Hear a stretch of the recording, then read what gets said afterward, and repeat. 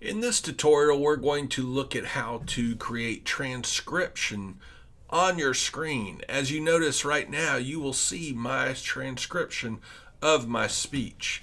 While I'm in the session, I can hide or show transcription by clicking this toggle or toggling this button here to show or hide. If you want to have this capability all the time, what you need to do is click on the arrow and click Caption Settings.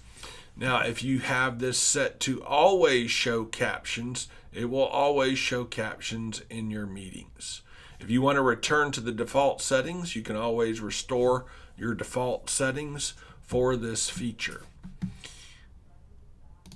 But as long as you allow this particular feature and you are in the show mode, which by default it should show, as we noticed when we first began this tutorial, we were showing our transcription.